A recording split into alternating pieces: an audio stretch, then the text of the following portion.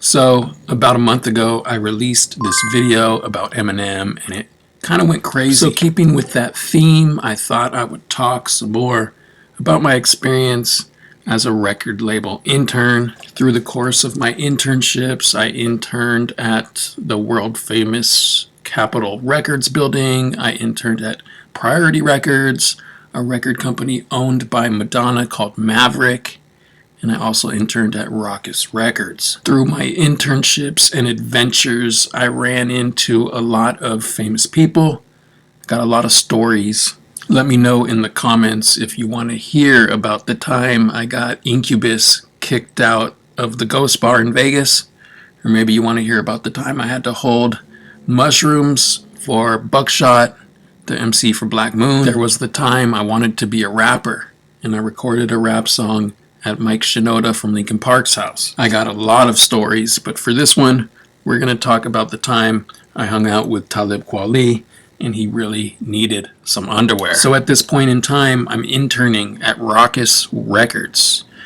If you don't know about Rawkus, they were a very successful underground hip-hop label in the early 2000s. They put out the Black Star album, Mos Def, they put out Big L, they had Sound Bombing, which had Eminem on it, so huge underground hip-hop label at the time. So I'm headed out to Irvine to this event. It was a radio event, the biggest radio station in Los Angeles. They were throwing a concert, and all the big artists who want to be cool with the radio station, want their radio play, they show up and they put on a show. I'm with the dude who works for Rawkus, who's the head of West Coast Radio, and we're headed out to the show.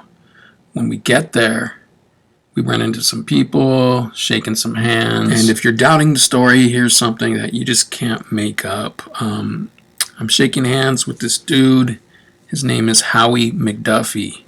From what I understand, he's a street dude from New York who's now involved with the record business, and he's really tapped in with all the East Coast rappers.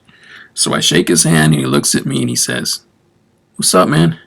You nervous?" So this dude was straight from New York, so I didn't know if he was calling me out for looking out of place or if nervous was just a new East Coast slang, because I felt like I kept hearing him say it to other people too. But the dude had a big personality. I noticed everyone kind of gathered around him and we listened to what he was saying. He was making people laugh, and later on I noticed his shout out on this song. Ayatollah, Howie, Mcduffy. So this is a song called The Life by Styles P and Pharoah Monch, put out by Rawkus Records. And if you hear him, he says, Ayatollah, Howie Mcduffy. And what's even crazier about this is about 10 or 15 years later, I ended up meeting Ayatollah. He's the one who made the beat for the song, and ended up hanging out with him. So as the crowd of us is gathering in front, kind of chit-chatting, it's the Rawkus group, and black SUV pulls up, and Maya gets out and walks by us, and everyone kind of just stopped talking and kind of just looked over, and everyone was dead quiet. If you don't know who Maya is, in the early 2000s, she was super famous. So it was at this point that Talib Kweli comes up to my buddy who does radio promotion, and he starts venting about how pissed off he is at Rawkus, and they haven't paid him, and he's been on tour and he hasn't been able to go shopping, and he's been wearing the same clothes forever. I mean, this dude was really venting. So my buddy was like, all right, man, let's get out of here. We have some time. Let's go to the closest mall, and I'll buy you some stuff. And he kept saying like he didn't have clean underwear, which was, just, I don't know, man. It's kind of funny. And since I was with the radio dude, I went with them. So it's my boy who's the radio dude and Talib in the front seat, and I'm in the back seat. We are on our way to the closest mall to get Talib Kweli some underwear.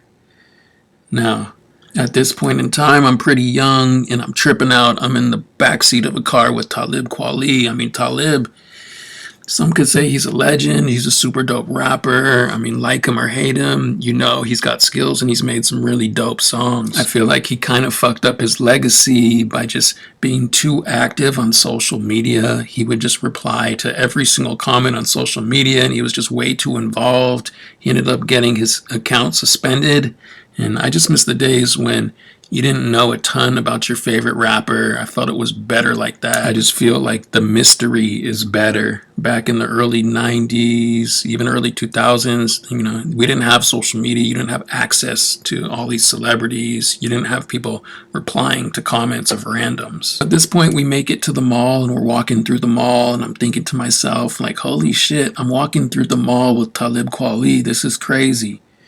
But the whole time, I'm just dead quiet. I'm not saying anything because Talib is venting the whole time, just how unhappy he is, how they're not paying him right, how he's been on tour and he's tired and he just wants to go home. And through the car ride to the mall, being at the mall, back to the car and back to the music venue, I'm pretty sure I didn't say a single word to Talib Kweli the entire time. I'm a quiet person normally, but take into account I'm with a famous rapper who's just venting the entire time. He's pissed off. It was a little intimidating and it just didn't seem the right time to actually like have a conversation with him. I mean, the dude was really just going off the entire time I was with him. So I remember us going into what I think was the Gap at the mall and getting him like some plain tees and some underwear, and my boy paid for it. Hopefully he got reimbursed through Rawkus for that. But throughout my life, I've found myself in various situations like this where it's just kind of funny where life takes you. So because the prison and gang culture on YouTube is so big right now, I just wanted to throw in at this concert in Irvine, California. It was either 92.3 The Beat or Power 106. I can't remember. Pretty sure it was 92.3 The Beat. While I was there, I remember tripping out. I couldn't believe how many Grape Street Crips there were in the audience. If you don't know about Grape Street, it's a Crip gang from Watts, California, and their color is purple, so it's like really easy to notice them. I never saw so many purple shirts, purple bandanas, and grape Jordan 5s in my life. So that is the story of the time I went to the mall with Talib Kweli and he really needed underwear. Like I said, I have many more of these stories. Leave a comment what you think if you want to hear more of these type of stories. If this video brought you any type of enjoyment, don't forget to like and subscribe. If you watched the Eminem video and that's what brought you here, thank you for watching. If you haven't seen it, go ahead and give it a watch now. This has been your boy, The Truth, aka Paul Pierce, aka George Washington, because I cannot tell a lie about Talib Kweli needing to go to the mall and get some new draws. And I'm out.